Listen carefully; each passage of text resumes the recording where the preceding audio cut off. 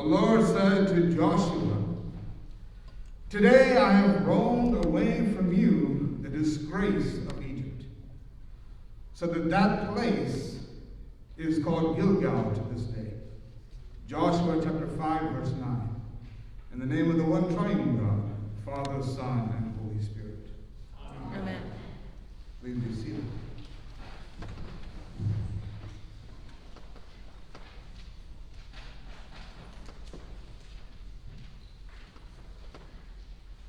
The sermon this morning is entitled, "The Rolling Stones."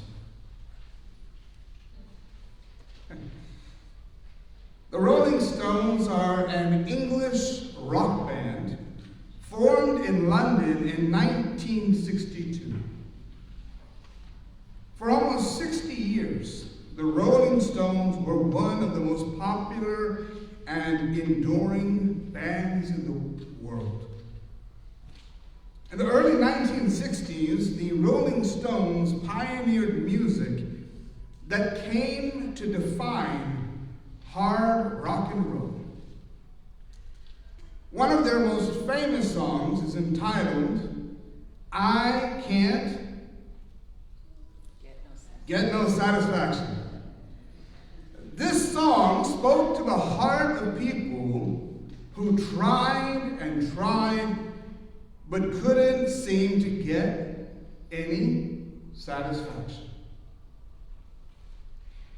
In another song entitled "Angie" by the Rolling Stones, they raised similar sentiments. Part of the lyrics goes like this: "Angie, Angie, when will those clouds all disappear? Angie, Angie, where will it lead us from here?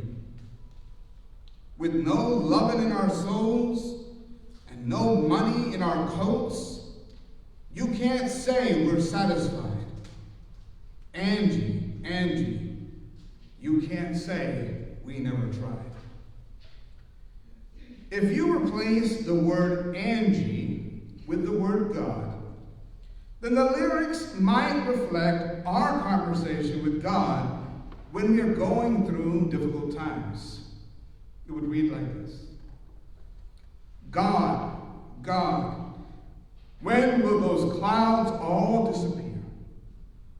God, God, where will it lead us from here? With no loving in our souls and no money in our coats, you can't say we're satisfied. God, God, you can't say we've never tried." There are moments when we feel like there is a dark cloud hovering over us. No matter what we do, no matter how much we try, things keep going wrong. And we wonder where God is leading us, what God is trying to do through all of this.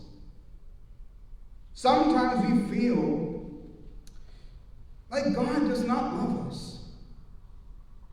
We believe that our resources are depleted, and we begin to drown in a sea of depression and sadness in light of all the struggles we are going through. Yet it is in those very times that we must keep rolling, for there will come a day when God will remove or roll away our disgrace and replace it with God's glory. For many years, the Israelites had been oppressed as slaves in Egypt, but God saw their suffering and delivered them from the hands of the Egyptians. This deliverance from the years of disgrace that the Israelites endured in Egypt was symbolically marked by a celebration of the Passover meal. The Passover is a Jewish festival of 8 days that celebrates the events leading to the Jewish exodus from Egypt. Before the Israelites left Egypt, God instructed each household to sacrifice a lamb whose blood was sprinkled on the lintel and the doorpost, so that the Lord would pass over houses which bore these markings. All while the firstborn in Egypt were slain. This was the original Passover. When the Israelites left Egypt, the Lord went ahead of them in a pillar of cloud. Now this cloud was supposed to guide them on their way, and at night, a pillar of fire was given to them as light, so that they could travel by day or night. And this is awesome when it first began. However, after traveling 40 years in the wilderness, searching and searching and searching and searching for the promised land, the Israelites probably found that this cloud that was supposed to guide them was actually a dark cloud hovering over them. Nothing would ever go right. They would never reach that land of blessings. And they wondered where God was leading them.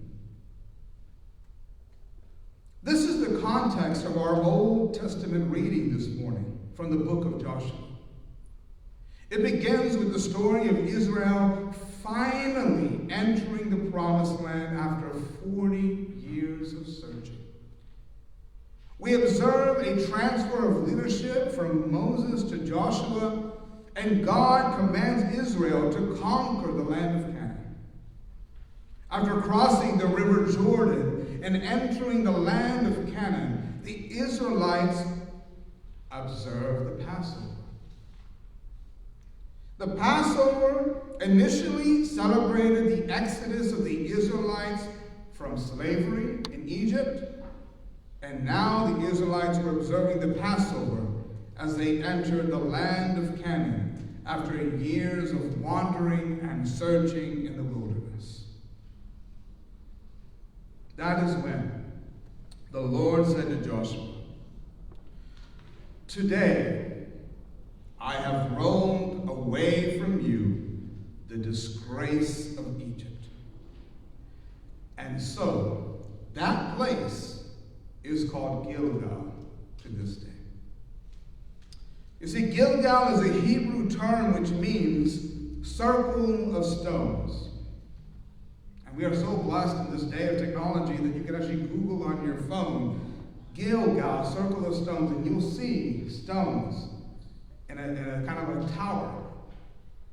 Gilgal serves as a place of memorial for the Israelites, to remind them of what God had done.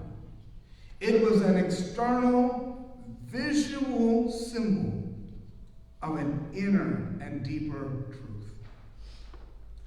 After miraculously crossing the Jordan River into the promised land, the Israelites set up 12 stones.